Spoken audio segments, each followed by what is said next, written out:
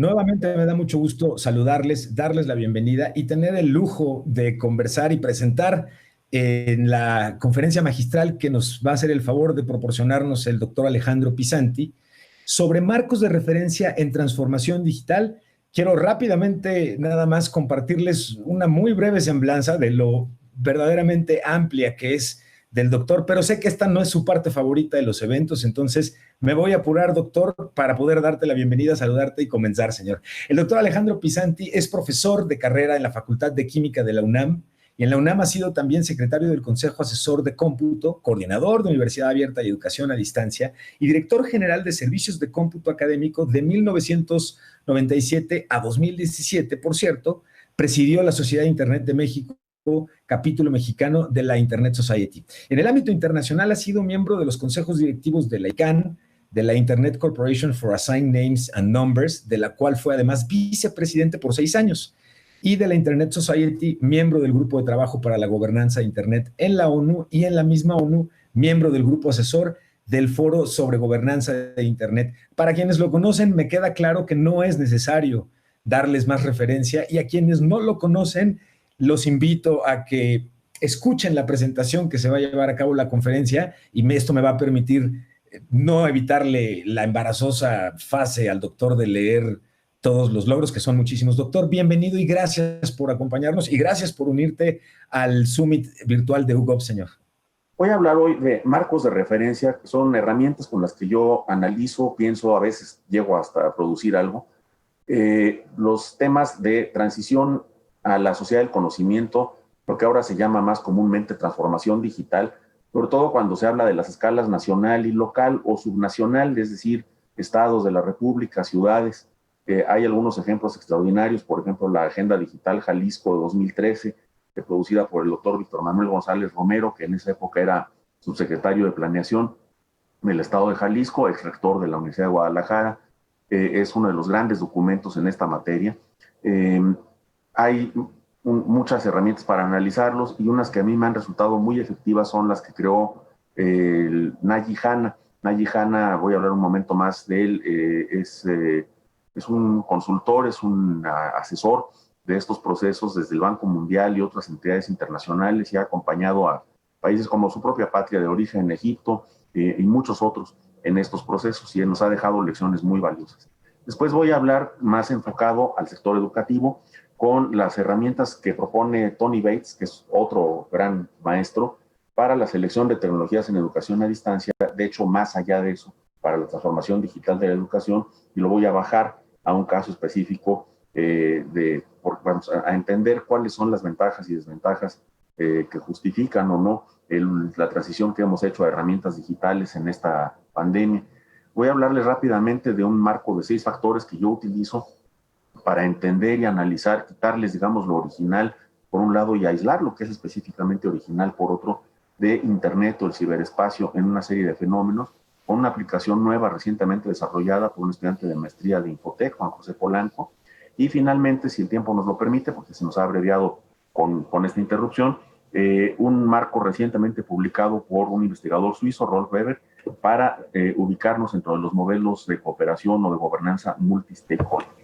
Desde luego, la transformación digital es algo que nos acompaña, es un tema de actualidad, y mucha gente ha pensado que iba a ser un proceso lento, la estaban planteando para dentro de algunos años.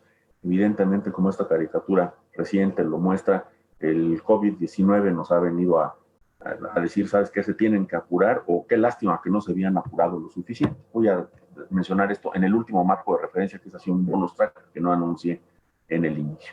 Entonces empiezo con lo que nos enseñan la experiencia de Hanna, de más de 30 años, yo lo conozco desde hace más de 20 en su trabajo. La primera es que para que una sociedad emprenda una transformación digital y logre hacerla exitosamente, necesita tener una visión y un compromiso compartidos entre todos los sectores, desde el más alto nivel del gobierno. Tiene que ser, no puede avanzar si no es encabezada desde el más alto nivel del gobierno, y tiene que haber una visión y un compromiso de todos los sectores y a escala de todo el país. Esto, desde luego, tiene que ser construido a través de un proceso de consenso, de consulta, Y lo siguiente que debe contemplar son precisamente sinergias y escala. El problema de escalabilidad o escalamiento es uno de los más serios de muchas de las iniciativas. Hablamos de temas como redes comunitarias, por ejemplo, para establecer conexiones de Wi-Fi o de otras tecnologías a nivel local, como las que muy exitosamente hace Rizomática en el sur del país, pero nos topamos con dificultades en su escalabilidad. O tratamos de hacer conectividad a través de satélites y descubrimos que tiene una escalabilidad excelente de bajada, pero una malísima escalabilidad de subida. Y así en todas las capas, incluyendo desde luego los esfuerzos sociales, la capacitación de maestros, el aprendizaje de habilidades digitales por los ciudadanos, todo ello topa con problemas de escala. Y una de las maneras de resolver estos problemas de escala es generar sinergias entre distintos sectores, por ejemplo, entre industria, sector académico, o entre industria y algunos sectores del gobierno que no son los directamente relacionados con la industria de tecnología de información, por ejemplo. Tenemos que tomar en cuenta y tenemos que construir capacidades locales. No bastan las capacidades, digamos, que se crean a nivel de un gobierno nacional o un gobierno federal, pretendiendo que abarquen a todo el país, sino que las tenemos que construir localmente, de manera dispersa. Y tenemos que construir una infraestructura que llamaríamos suave, que no quiere decir que sea de menor importancia, sino que no está en los alambres, los fierros o el espectro electromagnético, el espectro radioeléctrico. Nos referimos sobre todo a cuestiones como normatividad, condiciones legales,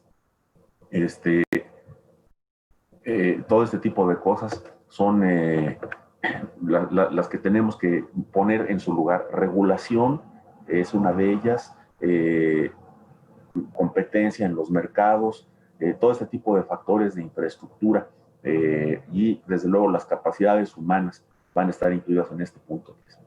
El punto 4, que es fundamental también, es abordar la transformación digital de una manera integral. Deben transformarse simultáneamente el gobierno, la industria de tecnologías, la industria que consume tecnologías, la educación, todos los que lo soportan. Cuando hablamos de gobierno, tenemos que hablar además de los tres poderes. No basta usualmente la visión con las que se entra en estos procesos de transformación digital o agendas digitales o estrategias digitales nacionales o estatales o locales, es desde el Ejecutivo buscando simplificar trámites y aumentar la recaudación. Pero necesitamos también al Poder Legislativo y al Poder Judicial. Y necesitamos a los tres órdenes de gobierno, en parte para volver al punto 3, el de capacidad local. Si el municipio no participa, nos vamos a encontrar con que el municipio no nos provee derechos de vía o accesos a las antenas, no nos provee un servicio de licencias de mercados digitalizado que facilite la vida de los ciudadanos. Este es el tipo de cosas en las que hablamos de la transformación integral. La experiencia lejana que recoge la de decenas de países y la que nosotros mismos conocemos de México, de varios intentos de transformación digital bajo distintos nombres, por lo menos desde el nombre de eMéxico en el año 2000, es decir, ya son 20 años de experiencia, sabemos que sin una alianza entre el sector público y el sector privado, sin la inversión, sin la capacitación, sin las inversiones que van más allá, digamos, en el sector privado de negocios, sino también capacitación, creación de capacidades en la comunidad alrededor de la empresa, etcétera, no podemos completar los recursos ni los avances necesarios. La transformación digital debe difundirse a toda la sociedad, debe ser incluyente, debe orientarse a la equidad, debe tener un fondeo que sea estratégico, de largo plazo, para las grandes metas y además adaptable, dado que a lo largo de los 4, 6, 12 años de un proyecto de este tipo, muchas cosas van a cambiar y necesitamos entonces cuestiones como fideicomisos y este tipo de fondos que no están sujetos a la anualidad y a la negociación política de un presupuesto que se negocia en el legislativo, pero que por otra parte no esté demasiado etiquetado, demasiado rígidamente etiquetado para determinados bienes o servicios. Necesitamos un balance estratégico entre lo nacional y lo local. Cuando imparto, doy un curso sobre este tema, lo he dado 3 veces a lo largo de los últimos 5 años en una maestría en Infotec. Y una de las primeras preguntas que surgen cuando llegamos a este punto es si un estado como Jalisco o un estado como Nuevo León ya tiene un avance importante en su estrategia digital, ¿cómo debe compaginarse con el ritmo sexenal de los gobiernos federales? Y la respuesta es que necesitamos hacer un balance estratégico. No podemos pedirle a un Estado que se espere a que el gobierno federal formule una estrategia que va a ser el cuarto año del gobierno estatal para entonces empezar a actuar. Tampoco podemos pretender que no utilice los avances que pueda producir o los recursos que pueda movilizar un proyecto nacional. Necesitamos descentralización y gestión del cambio. Necesitamos, cuando hablo de gestión del cambio, identificar a los actores y los incentivos, tanto positivos como perversos, que pueden tener quienes pierden poder con la digitalización, por ejemplo, en la administración pública, quienes pierden discrecionalidad o arbitrariedad, quienes se ven obligados a mayor transparencia, y tenemos que hacer gestión del cambio en esos sectores. Y necesitamos monitoreo y evaluación, es decir, métricas muy claras, que sean ágiles y que estén desde el principio. Una de las cosas más difíciles de fijar aquí es una línea base, porque todo el mundo tiene prisa por iniciar un proyecto de este tipo, una transformación digital, y no nos preguntamos cuáles son las metas que realmente vamos a poder lograr. Yo añado a esto un par de factores de cosecha propia, que primero es, desde luego, y esto viene también de Hanna, recordar que la infraestructura es indispensable. Un programa de transformación digital de una ciudad, de una sociedad entera, de un sector de la economía, no se va a poder llevar a cabo si no tomamos en cuenta la infraestructura, y debemos desde luego proyectar las inversiones en infraestructura adecuadamente. Pero no podemos tampoco agotar la agenda en la infraestructura y las inversiones. ¿Quién escribe la agenda? Esto se nota en los proyectos a lo largo de los años. Uno reconoce en ciertos países, o incluso en ciertas épocas en el nuestro propio o en los estados, cuándo fue la industria de telecomunicaciones o la Secretaría de Comunicaciones, cuándo fueron la industria de software y servicios que venden al gobierno, cuándo han sido los CIOs del gobierno, cuándo el impulso viene con motivo o con pretexto de la seguridad, o cuándo es la sociedad civil la que está formulando determinados aspectos de la agenda, y cuándo se logra una efectiva colaboración entre todos los sectores, lo que llamamos multi-stakeholder, de una manera más estructurada y organizada, procesos consultivos, constructivos, que nos llevan a esta agenda. ¿Quién conduce? Los modelos organizacionales los analiza Hanna justamente. En algunos países muy maduros, la colaboración entre distintas instancias como ministerios o secretarías, regulador, universidades, etcétera, se da de una manera eficaz. En otros casos se necesita que sea un ministerio o una secretaría el líder, por ejemplo, comunicaciones, función pública, economía, hacienda, el ministerio o la instancia de ciencia y tecnología, o países como Inglaterra y Japón, que tienen ministerios enteros dedicados a la innovación y al desarrollo económico. Bien, si no, tenemos instancias especializadas que compiten por presupuesto o jerarquía, es decir, por ejemplo, se le asigna a una nueva instancia tipo Secretaría de Comunicaciones, tipo Ministerio o Subsecretaría de Innovación, pero se le tiene compitiendo por presupuesto y jerarquía, o bien se tiene una instancia especializada de mayor jerarquía, con pocos dientes, poco presupuesto, pero mucha autoridad delegada por la Oficina de Presidencia, o en algunos casos que generan estos proyectos sin coordinación ni prioridad. Mencioné ya actores e incentivos. Tenemos que preocuparnos, por ejemplo, de quién gana y quién pierde cuando se tiende infraestructura en fibra óptica, quién gana y quién pierde cuando se desarrolla infraestructura satelital, quién gana y quién pierde, mencioné ya esto, cuando introducimos gobierno electrónico, que genera mayor transparencia, reduce las oportunidades de discrecionalidad y por tanto la corrupción. Este tipo de cosas también deben ser tomadas. Paso a los efectos de Internet, que he mencionado como el esquema 6F.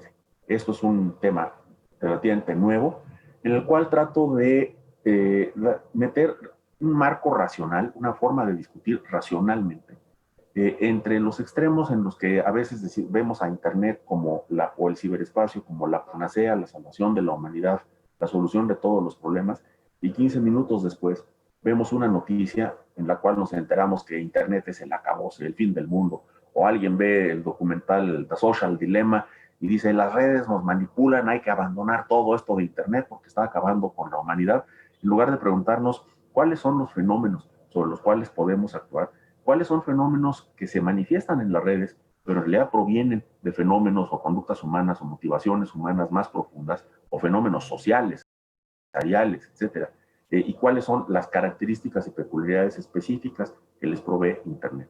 De manera muy acelerada, les menciono que creo que con estos 6 factores que les menciono aquí, podemos hacer la mayoría de estos traslados. Los voy describiendo y utilizando el ejemplo del phishing como algo negativo y de la Wikipedia como algo positivo para irlos entendiendo.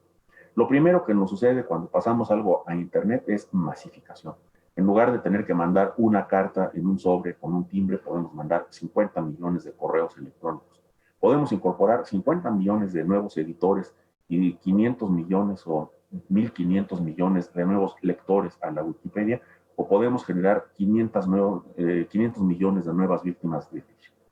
El anonimato y ocultamiento de identidad se deben en Internet a que Internet no tiene una capa de identidad. En el modelo de Internet no hay una capa que genere una identidad propia. La única identidad que está en el modelo de Internet como tal es la dirección IP. La dirección MAC está en una capa inferior y todas las cuestiones como dirección de correo electrónico, todos los autenticadores de la firma electrónica avanzada, etcétera, están en la capa de aplicación o incluso en los servicios que corren sobre la capa de aplicación.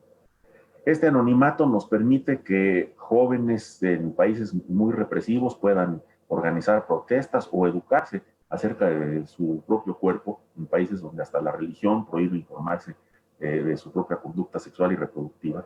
Y también, desde luego, es una herramienta extraordinaria para los delincuentes electrónicos. Los efectos transjurisdiccionales. Internet no fue diseñada con fronteras en mente, a diferencia del sistema telefónico o el telegráfico.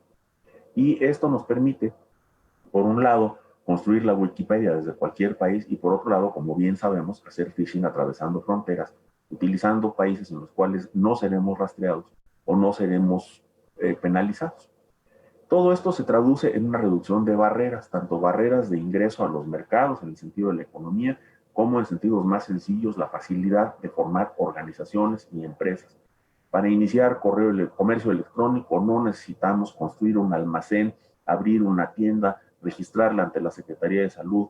Desde luego tenemos que hacer un contrato laboral, desde luego tenemos que tener condiciones higiénicas en el lugar de trabajo, pero no hay que abrir una tienda. Se pueden formar asociaciones, empresas y bandas delictivas con muchos menos requisitos, con muchos menos insumos que sin el uso de Internet. La reducción de fricción se refiere de nuevo también a 2 lenguajes. Uno, el de la economía, mercados con información perfecta en los cuales es mucho más ágil y mucho más intensa la competencia, o la reducción de fricción en el sentido de la interfase o la experiencia de usuario. Los impuestos aspiramos a pagarlos con la misma agilidad con la que hacemos una compra en Amazon. Y finalmente los efectos de memoria y olvido, que contienen muchos elementos paradójicos.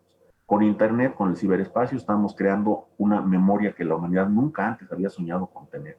Podemos tener todas las conversaciones, todos los diálogos, todos los debates de los parlamentos o de los cabildos municipales. Todo ello puede quedar en la memoria. No siempre eso es bueno. Hay cosas que deberíamos olvidar porque la memoria humana está construida alrededor de no almacenar todo y de que no todo mundo sepa todo. Entonces también hemos dado lugar a la necesidad de algo que conocemos como el derecho al olvido, el derecho a que cierta información o los derechos ARCO sean removidos y al riesgo de una edad oscura digital, como la llama Vinton Cerf, que es que esta enorme memoria quede borrada, al menos grandes segmentos de ella, por cosas tan sencillas como que se le cayó la ferrita a una cinta o un disco magnético, o como que alguien no convirtió los archivos de WordPerfect 5 a Word y ahora nadie puede leer las memorias del Parlamento o del Legislativo de 1988.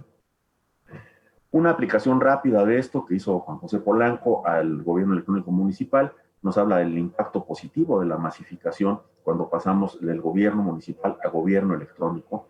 Permite que incluso personas que no están en el lugar puedan pagar su impuesto predial, puedan participar en el cabildo. Necesitamos establecer identidad, en este caso en una capa superior, a un nivel muy fuerte para actividades como el registro civil, el catastro, las transacciones con propiedades, etcétera. Nos impactan los efectos transjurisdiccionales, las leyes de los estados, la Ley General de Protección de Datos, etcétera, obligan al municipio a actuar de determinadas maneras. El abatimiento de barreras permite que el municipio agilice la formación, registro y establecimiento de empresas o de asociaciones. Ya nos permite hacer las propiedades de los objetos que muestran a los usuarios lo que los objetos pueden hacer. El ejemplo viene de Don Norman en diseño, se extiende a un carácter relacional, ha sido extendido a redes sociales por Nancy Bain, Katy Pierce y otros, y es lo que nos permite, por ejemplo, zanjar debates entre las ventajas de los libros impresos y los libros digitales, viendo que cada uno de ellos tiene marcos de aplicación diferentes de acuerdo con distintas necesidades y momentos. El marco de referencia de Bates lo que nosotros vemos es que para seleccionar tecnologías, lo que nos pide Bates fue un gran personaje en la Universidad Abierta Inglesa, después lo fue en las universidades abiertas en Canadá y actualmente trabaja de manera independiente, publica libros en los cuales aparece este tipo de información, están al final de la presentación que haré disponible.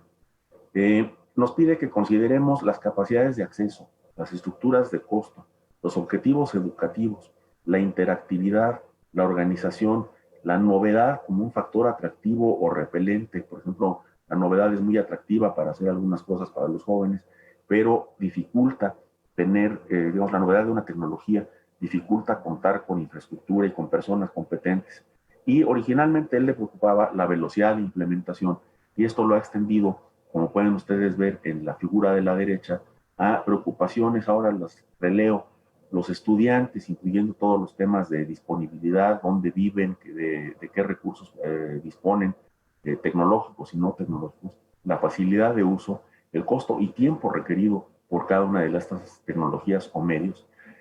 Cuando hablamos del tema educativo, tanto las características de los medios como las estrategias instruccionales de las que disponemos, la interactividad, y cuando hablamos de interactividad se entiende interactividad no solo con el medio, estudiante, medio educativo, sino estudiante, estudiante, estudiante, instructor, estudiante, institución, etc.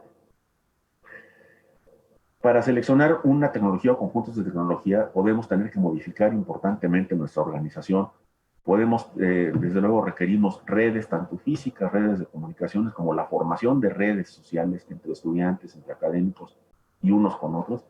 Y de gran actualidad ahora, los temas de seguridad y privacidad. Para aterrizar esto, lo muestro, pueden ustedes ver aquí de nuevo las iniciales de Sections. ¿Y por qué se optó por Zoom en 2020 durante la pandemia, durante la respuesta a la pandemia? Cuando nos concentramos en los factores que tienen que ver con los estudiantes, 90% de los estudiantes en las universidades, 70% en las escuelas preuniversitarias, tenían acceso de una manera o de otra a esta tecnología. Hemos hecho mal en no preocuparnos, en no ser agresivos, en suplir ese acceso para el 30% restante y confiar solamente en la televisión, pero la televisión efectivamente es un medio que aquí saldría recomendado por los factores que se van a ver a continuación. La facilidad de uso de herramientas como Zoom, Teams, Meet, etcétera, es que es un uso muy similar al de la cátedra, requerimos muy poca adaptación, muy poca, una curva de aprendizaje relativamente limitada, una estructura de costos que fue relativamente marginal para los estudiantes y profesores y accesible para la institución y que aprovechaba los costos hundidos en el capital ya adquirido y si acaso requería, por ejemplo, una ampliación en el gasto corriente para pagar licencias más grandes o servidores más competentes, servicios de nube más poderosos para poder proveer esta educación a través de Zoom. La interacción maestro-alumno y la alumno-alumno se reproducen muy bien de la ya existente. La organización de la escuela se modificó muy poco. Utilizamos el mismo sistema de inscripciones, el mismo sistema de horarios, las mismas listas de alumnos. Y finalmente, el tema de redes es desde luego uno de los más débiles en el asunto, como lo mencioné también ya en estructuras de costos. Y desde luego en seguridad y privacidad, las clases por Zoom nos han introducido algo que nunca antes habíamos tenido que preocuparnos en las universidades o en las escuelas, como estar viendo el interior, estar escudriñando literalmente el interior de los hogares de nuestros estudiantes. Nos damos cuenta de que la escuela provee un espacio seguro, neutral, uniforme y muchas veces además provee silencio. Recomiendo también ver las contribuciones del doctor Miguel Ángel Pérez Álvarez para analizar todos estos procesos de transición a la educación de emergencia a través del marco del medio, la mediación y la evaluación. Finalmente, paso a el marco de referencia para la gobernanza multi-stakeholder. Voy a decirles nada más, lo vimos aquí, pero prefiero concentrar los últimos 3 minutos que me quedan de la exposición, dado que se vio brutalmente abreviada por la bronca de tecnología al inicio, para concentrarme en una cosa más que para mí es un marco de referencia indispensable. El costo de no hacer. Es caro hacer las cosas, es costoso hacer las cosas, es costoso introducir conectividad a todo el país. Es costoso hacer que la población entera disponga de equipos de cómputo, de laptops, tablets y teléfonos celulares inteligentes. Es costoso capacitar a los maestros, es costoso crear recursos educativos digitales. Pero, como dice la segunda frase de esta lámina, es una frase que se utilizaba en 2008 en economía: cuando baja la marea, te ve quién se metió a nadar sin traje de baño. Cuando de un día para otro, en marzo de 2020, te dicen tienes que irte a tu casa hoy a la hora de la comida, hasta licencias de software, procedimientos automatizados, procedimientos digitalizados. Tenemos exámenes de grado en muchas universidades que se pueden hacer por Zoom, estamos haciendo autorizaciones para ello, pero la revisión de estudios se tiene que hacer a mano. La presentación del acta de nacimiento para el siguiente ciclo escolar después de entre primaria y secundaria se tenía que hacer a mano y se tuvo que transformar de carrera con un proceso de transferencia automática. Este tipo de cosas son los preparativos que había que tener, y si los tenías, entonces resulta que no incurriste en el costo de no haberlo hecho, y el costo de haberlo hecho se volvió una inversión. Lo mismo se puede decir respecto a tener una estrategia digital nacional bien coordinada, efectiva, en la cual se cuente con recursos, con dinero, con aliados en cada uno de los estados y municipios que estén haciendo su parte, o tenerlo dividido en distintas partes que además no han construido una cooperación intensa con la población y con los sectores competentes para construir conjuntamente con el gobierno. En cada uno de estos casos vemos que lo más caro que hay es el costo de no hacer. Me llega una pregunta aquí a través del chat, que me hace favor Luz Baena de transcribirla. Dice: ¿crees que existe un paradigma en que la transformación digital es cara y complicada? Yo diría que esto tiene dos respuestas. Primero, primero un prefacio a la respuesta. Es un calificativo que depende de una percepción. No es lo mismo costoso que caro. Caro es aquello que es más costoso que valioso, que cuesta más de lo que vale. Entonces es cara una transición digital que cuesta mucho y da pocos resultados.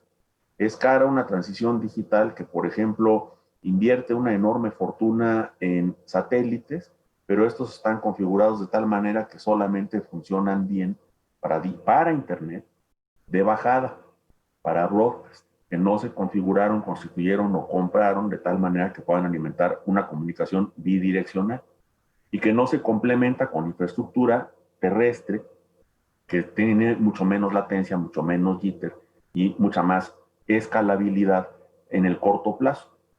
Entonces, este es el tipo de cosas que habría que tener en mente para decidir si hay una transformación, si una transformación digital es cara o no.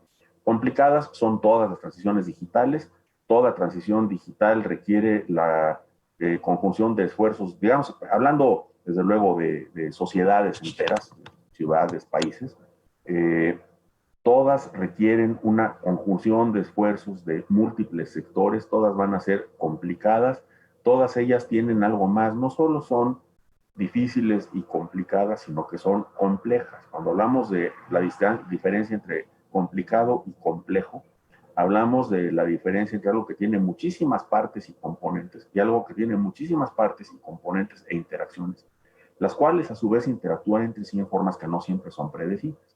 Ahí es cuando aparece el fenómeno de complejidad, es cuando podemos encontrarnos con obstáculos inesperados, o también con que la sociedad de repente toma ciertos factores en sus manos y de manera emergente, después emergente del sistema complejo, nos proveen soluciones. Esta es digamos, una respuesta que espero sirva de algo para quien hace la pregunta. La siguiente que veo es: ¿qué país o países consideras que es una referencia de transformación digital como proyecto nacional que realmente incide en el desarrollo económico y social? Bueno, desde luego, durante las sesiones previas de ayer y de hoy de esta cumbre, de este Summit Hugo, Se ha hablado mucho de Estonia. Estonia sin duda es un ejemplo realmente exitoso. Estonia es un país muy pequeño, con una población muy pequeña, que se percibe siempre en una situación geopolítica de amenaza, que está rodeado de países grandes y ricos. Más de una vez los ejércitos de esos países grandes y ricos han pasado por encima de Estonia como daño colateral, ni siquiera con el interés de invadir Estonia, sino que Rusia quería ocupar Polonia, vamos, o Alemania o Francia querían ocupar Rusia. Entonces simplemente pasaban por ahí arriba. Entonces han construido una sociedad muy fuerte, no nada más una sociedad ágil o equipada, sino su propósito era constituir una sociedad fuerte, capaz de competir y resistir, de contar con recursos económicos y con infraestructura que le permitiera coexistir en esos espacios. Esta es una transición digital deliberada muy exitosa, tanto que ahora mucha gente adquiere una nacionalidad electrónica de Estonia para poder hacer trámites y gestiones en el resto del mundo a partir de esa ciudadanía. Otras transiciones exitosas, yo creo que de manera diferente pero significativa, países como Dinamarca, países como Alemania han hecho cosas muy interesantes y muy importantes. La misma España, que en algunas cosas todavía tiene déficits importantes, tiene una agenda digital consistente y sostenida, tiene una agenda de ciberseguridad asociada a la agenda digital que ya va en la tercera generación. Ahí hay ejemplos, pues no necesariamente tenemos que ir a los países de más inmensos recursos, ¿no? En cambio, por ejemplo, Estados Unidos es un país en el cual tenemos un desarrollo muy desigual, pero en Estados Unidos tenemos la ventaja de una sociedad en la que los fenómenos espontáneos, la innovación, la producción de nueva tecnología, la creación de capacidades individuales, la creación de empresas, etcétera, va a un paso muy acelerado. No necesita el dirigismo que los países en desarrollo estamos acostumbrados a requerir. Entonces serían algunos ejemplos a discusión. Mencionaría, desde luego, perdón, también inevitable mencionar países asiáticos. Singapur, que es un caso muy excepcional, porque finalmente Singapur es más una ciudad, ¿no? O sea, es una población de 5 millones de personas, básicamente en una sola mancha urbana, con pequeñas extensiones rurales en las afueras. Es digitalizar una ciudad, pero con los capitales de un país. Y Corea y Japón, desde luego, son países con un desarrollo digital, con una transformación digital muy profunda, muy importante. No se pueden dejar de mencionar. Gracias por todo, gracias a quienes estuvieron soportando esto y a ustedes, Emilio, Luz, por la batalla que tuvieron que dar para que